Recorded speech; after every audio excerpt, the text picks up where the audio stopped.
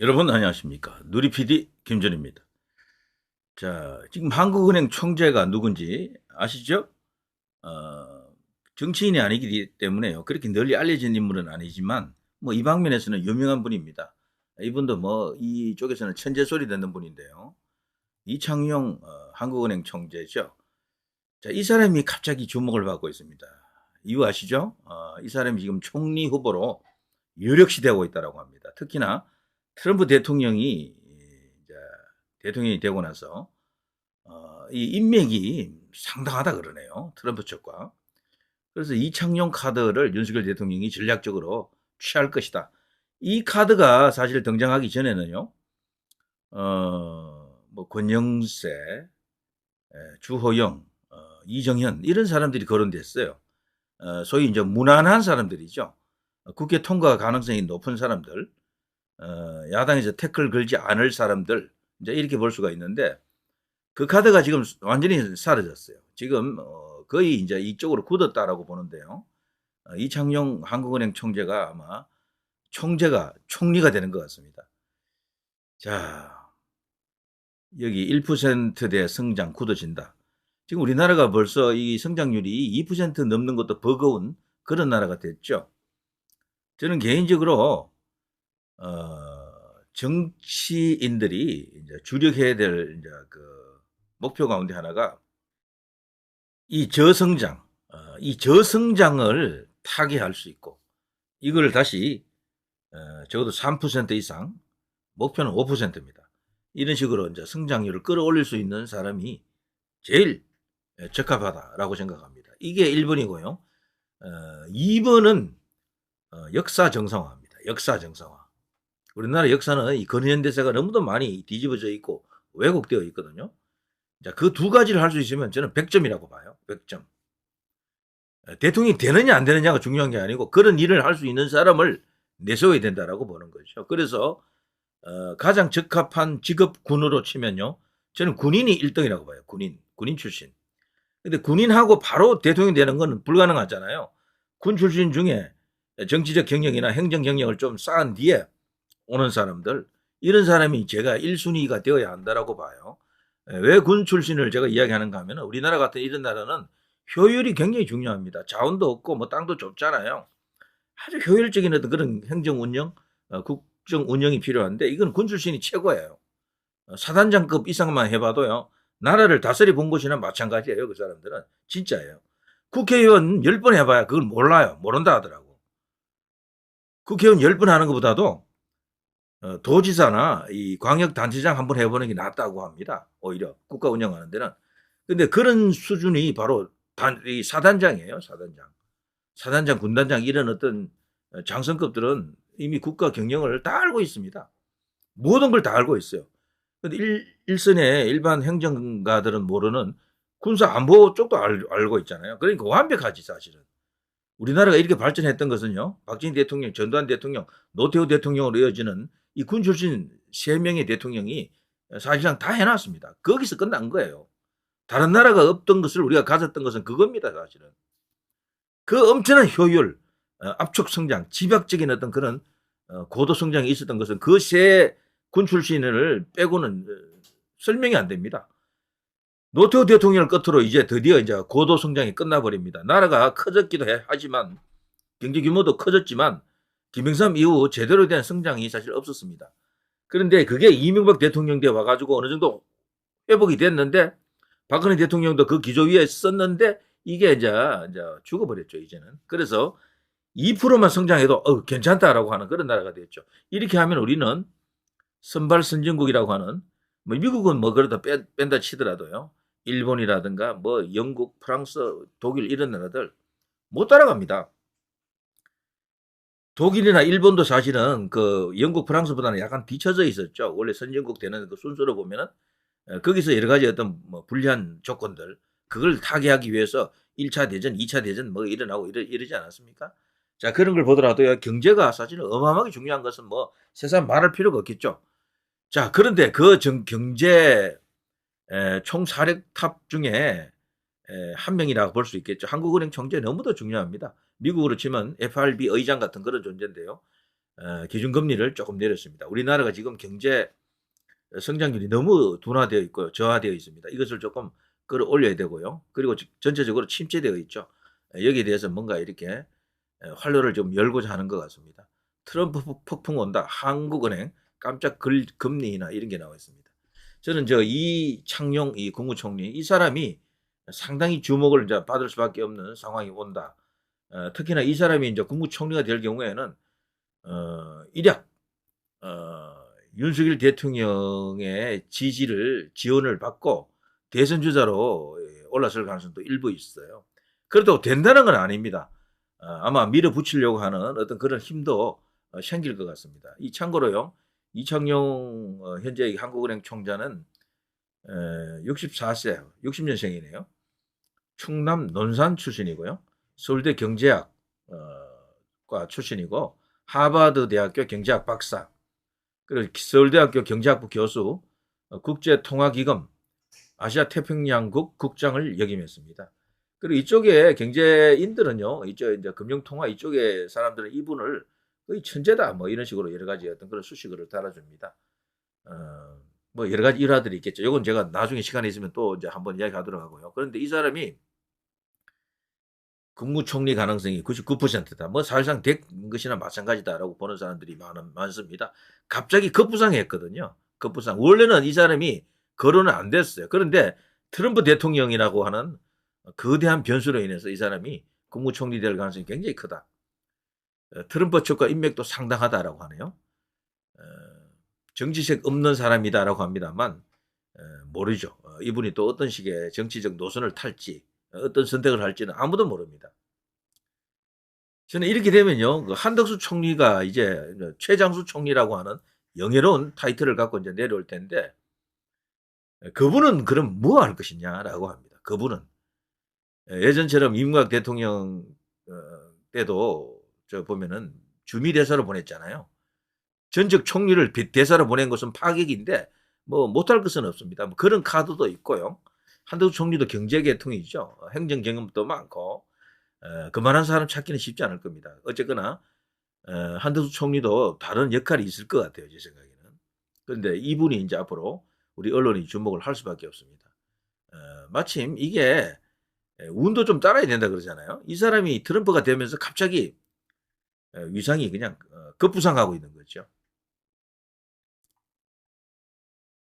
정치인이 아닌 경제 전문가라든가 이 실무 그룹에서 이제 총리군을 물색했던 것은 맞거든요. 거기에도 딱 적임이고 뭐 등등합니다. 한국은행 총재 후보로 이창용 국제통화기금 아시아태평양 담당 국장을 지명한 인물이 바로 문재인이었었죠. 자, 당시 윤석열 당선자 쪽에서는 협의한 적 없다라고 반박하면서 하는 총재 인선과 관련한 진실 공방을 벌인 바 있는데요. 그럼에도 불구하고 윤 대통령과 관계가 나쁘지 않습니다. 이 한국은행 총재 말이죠. 이창용. 자, 최장수 총리 등극 앞둔 한덕수 뭐 등등입니다. 그런데 오늘 이번에 다소 놀라운 어떤 여론조사가 하나 나왔던데요. 요거는 대통령 지지율이 28%좀 나왔죠. 뭐 괜찮습니다. 이거 더 이상 떨어지지 않았다라는 게 중요하고요. 곧 30% 회복할 수 있다라는 기대를 주고 있죠. 여론조사 기관이 많기 때문에 낮게 나오는 여론조사도 있고요. 숫자 자체가 작은 거예요. 크게 나오는 데도 있습니다. 크게 나오는 데서는 아마 30한 3%, 4%, 5% 이렇게 나오는 것도 있을 겁니다. 그러면 대통령이 이제 탄핵 지지율은 벗어난 겁니다. 기본적으로. 자, CBS하고요. 한국사회 여론연구소 여론조사 결과인데요. 대구 경북이 41%, 대구 경북은 어느 정도 회복되는 것 같습니다. 경제정책 긍정평가 29.3이면 낮은 게 아닙니다. 경제를 알고 뭐 이 사람들이 우리 국민들이 이렇게 일일이 반응했다라기보다는 대통령에 대한 인기 조사는 다름없습니다. 이걸 보면 30% 가까이 가 있다라는 걸 볼 수가 있죠. 부정평가 65.7 혹평이라고 합니다만 혹평이라고 할 수가 없어요. 대통령 현재 지지율에 이 정도 나왔으면 경제는 더 높게 나왔잖아요. 여기 약간이라도 나쁜 건 아니다. 차기 대선 이재명 41.3, 한동훈 19.3 뭐 비슷하고요. 여전히 이제 그 기조는 유지되고 있습니다. 이창용 아까 제가 말씀드린 한국은행 총재가 여기 이제 떡하니 등장했네요. 그런데 0.6입니다. 모르죠? 사람들은 이창용을 모릅니다. 누군지. 얼굴 본 적도 거의 없다는 사람이 대부분일 거예요. 그래서 이 지지율은 인지도하고 비례합니다. 많이 보일수록 올라가요. 많이 보일수록. 내가 많이 본 사람, 내가 아는 사람을 보통 지지합니다. 김문수는 여기 없더라고요. 김문수는 이렇게 하면요, 대선 주자에서 빠지게 됩니다. 여기, 그래서 제가 지난번에 한국갤럽에서 5% 가까이 나왔을 때, 그때가 물이 들어왔거든. 김문수라고 하는 물이 쫙 들어오고 있는데, 그걸 받아먹지를 못했어요, 우파에서. 그래, 이 우파뿐 아니고, 이 보수 언론 자체도요, 김문수를 다루지 않습니다. 그때만, 뉴스에 나타날 때만 잠깐 이야기해주지, 평소에 그 김문수 이야기하는 사람 거의 없어요. 없습니다. 그러니까, 일단 뉴스만 자꾸 따라가는 거야. 뉴스만. 그렇게 되니까 김문수라고 하는 사람을 띄우는 건 정말 어려울 겁니다. 광화문 광장에서 정광훈 목사가 김문수 뭐 해도 그 한계가 있습니다. 그래서는 1%도 만들기 힘들어요. 최근에 나온 여론조사 김문수 지지율 보십시오. 다른 데는 안 나오는데 한국갤럽에는 나오거든요. 거기는 주관식이라서 나오는 거예요. 당신은 누구를 지지하십니까? 그래, 김문수라고 말을 해야 돼, 사람이. 누가 불러주지 않습니다. A씨가 없어요. 그런데 처음에는 5% 가까이 나왔는데 할수록 떨어져가지고 지난번에는 1% 나왔더라고. 그 한국갤럽은 발표 기준이 있습니다. 1% 밑으로는 아예 발표도 안 해줘요. 다음에는 김문수라는 이름이 안 나타나진 않을 거예요. 그 한국갤럽에. 그래서 물 들어왔는데 그 물을 못 받아 먹은 거야. 그래서 지금 김문수 지지하는 사람들 중에는 이렇게 말하는 사람이 있어요. 한 1년쯤 있다가 나오면 됩니다. 그때 나오면 누가 받아줍니까? 누가? 여론조사에 포함도 안 되는데. 여론조사에 포함시킬 무슨 재간이 있습니까? 무슨 뭐 특급 비방이 있어요? 없습니다. 그런 거. 지금부터 떠야 된다니까요. 지금부터 꾸준히 밀고 들어가서 우파 보수에서는 한동훈, 오세훈, 홍준표가 3강이잖아요. 요 3명이거든. 그 나머지 1명이 필요해야 해요. 딱 4명입니다. 4명. 그 나머지 요 1명을 갖고 한 사람, 이런 사람 넣어보고 저런 사람 넣어본다고요. 이번에는 여기 이창용이 들어온 거죠. 평소에는 안철수, 유승민, 원희룡 이런 사람이 가끔씩 들어옵니다. 그 자리에 김문수라고 하는 사람이 들어가야 돼요. 김문수 장관이. 근데 지금 우리 언론에서는, 우리 여론조사 기관에는 김문수를 안 넣어줘요. 그걸 어떻게 깰 수 있습니까? 그거를. 엄청난 어떤 시련이다. 저는 그렇게 보거든요. 자, 아무튼 뭐 김문수 장관은 이제 그것을 극복한 후에 본인 스스로도 어떤 의지를 갖고 있어야 됩니다. 소위 전투 의지도 있어야 되고요. 이슈 파이팅을 해야 되고, 대체로 이렇게 여러 대선 주자로 뜬 사람은 전부 다 이슈 파이팅을 했거나 싸움을 통해서 이렇게 성장했습니다. 갑자기 이렇게 싸움 없이 이렇게 성장한 사람은요, 제가 볼 때 이명박 대통령, 박근혜 대통령 같은 사람이에요. 이명박 대통령은 워낙 이게 거대한 업적 때문에 뭐 바로 그냥 대통령이 된 케이스고, 박근혜 대통령은 뭐 굳이 이슈 파이팅이 필요 없잖아요. 워낙 배경이 그냥 거대하죠.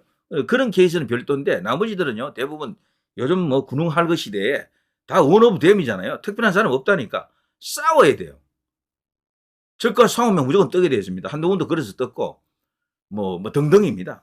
김문수 장관 같은 경우도 결국에는 존재감을 불러일으키기 위해서는 이슈 파이팅을 해야 되고요. 뭐 그런 과정을 거치지 않고서는 쉽지 않을 것이다. 이런 생각이 듭니다. 근데 그 고용노동부 장관으로서 이슈 파이팅 하기도 참 힘들죠. 싸움하려면 상대가 있어야 되는데, 저들은 김문수라고 하는 사람의 위험성을 잘 알아요. 저 사람이 뜨게 되면 이재명하고 딱 비교해보면 같이 경기지사를 다 했잖아요. 다 비교가 된다고요. 그리고 수도권에서 서로 이렇게 경기도에서 정치했잖아요. 한쪽은 성남지사 2번, 경기지사 1번, 한쪽은 국회의원 3번, 경기지사 2번, 다 비교가 되고요. 둘 다 TK 출신이잖아요.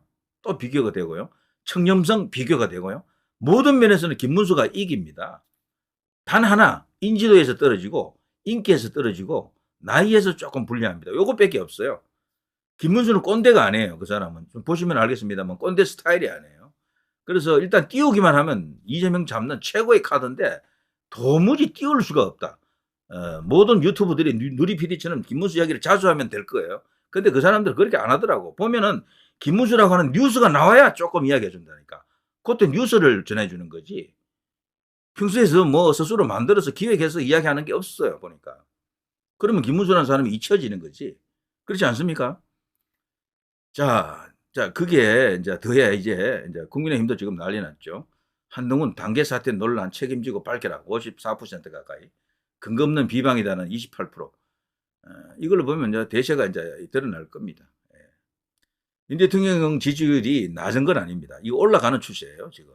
그래서 전체적으로 30%대 회복은 시간 문제다. 이런 생각이 듭니다. 자, 여기 차기 대선 이렇게 나와 있죠. 이재명 41.3, 한동훈 19.3 이렇게 나와 있습니다. 민주당 45.2, 국민의힘 31.9, 상당한 차이가 있습니다. 자, 여기 보면요. 오세훈 7.0, 조국 6.3. 오세훈이가 조국을 제쳤다라는 게 의미가 있습니다. 홍준표 5.8, 김동연 3.4. 여기까지입니다. 여기까지. 그 이하는 의미가 없어. 김경수 0.7, 이창용 0.6. 근데 이창용은 모르겠어요. 이 사람은 워낙 인지도가 없는 사람인데 0.6 나왔다라는 게 이것도 간단한 건 아니에요. 요 사람이 인지도가 올라가고 진짜 총리가 돼버리고 트럼프하고 진짜 그쪽 라인하고 잘 통하는 진짜 그게 확인이 되고 이창용 이런 어떤 뉴스가 터지면은 이 숫자는 완전히 바뀌겠죠. 이 사람도 5% 넘어갈 가능성도 큽니다. 그렇게 되면. 왜냐하면 요즘 시대 상황에는 이러는 어떤 그 경제인 출신들도 굉장히 좋습니다. 제가 볼 때는 군 출신 다음으로 좋은 게 경제에 대해서 아는 사람, 이런 사람이 대통령이 되면 좋겠다 이런 생각을 해봅니다. 그리고 행정 경험이 있고요. 그런 걸 좀 해봐야 됩니다. 여기서 말하는 행정 경험은 중앙부처의 어떤 관리로서 큰 것보다도 단체장을 해본 사람입니다.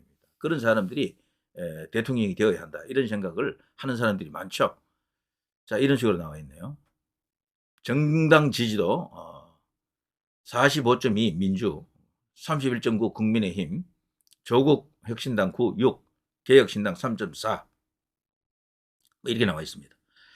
자, 이렇게 보면요. 뭐 대충 아시겠죠? 어떻게 돌아가는지. 지금 요동칠 준비를 하고 있는 겁니다. 대통령은 어쨌거나 총리 카드를 잘 활용하게 되면은 전국을 수습하는 데 상당히 도움이 된다라고 판단하는 것도 있고, 이창용 카드가 원래 윤 대통령 카드가 아니에요. 그래서 이래 두루 만족시킬 수도 있는 카드, 또 의외로 이렇게 돌출하면서 새로운 대선 주자를 띄울 수도 있다라는 그런 것도 있고요. 자, 아무튼요, 제가 시간 날 때마다 이제 언급합니다만은 김문수 장관은 갑자기 뜰 수가 없습니다. 갑자기 요즘은 갑자기 뜬다라는 게 말이 안 돼요. 윤석열 대통령이 검찰총장 시절처럼 그렇게 만들 수가 있습니까? 그거는 거대한 싸움의 중간에 있었기 때문에 가능했지, 김문수 장관이 그런 싸움의 중간에 쓸 수가 없잖아요. 저들은 김문수 장관을 아예 부르지도 않아. 이제 대거리 자체가 없다니까요. 김문수하고 싸우려는 사람도 없습니다. 아예 무시 전략입니다. 그런 사람을 띄운다라는 것은 거의 정말 힘든 일입니다. 그리고 조중동에서 계속 김문수라고 하는 사람을 언급을 안 하려고 그러죠. 박근혜 대통령과의 관계도 있지만 제가 볼 때는 정광훈 목사와 함께 몇 년간 지낸 그 이제 광장 생활, 광화문 광장 생활, 그게 또 영향을 많이 줬다고 생각합니다. 대중 정치인이 되기에는 그것은 굉장히 치명적인 약점으로 보고 있더라고요. 저는 그걸 약점으로 안 봅니다. 그러나 대중 매체, 주요 미디어에서는 그거는 정치인으로 지금 가지 않는다라는 일종의 자기 선언처럼 그렇게 보고 있습니다. 김문수 장관이 그걸 극복을 또 해야 돼요. 쉽지 않습니다. 그러니까요, 물이 이미 지금 거의 다 빠져버렸어요. 지금 보니까 어떻게 다시 띄울 수 있습니까? 정말 걱정입니다. 이렇게 되면요, 결국 보수 안에서 지지율 높은 사람 쪽으로 다 쏠려간다니까. 그게 누구예요, 그러면? 자, 누리PD 김준희였습니다.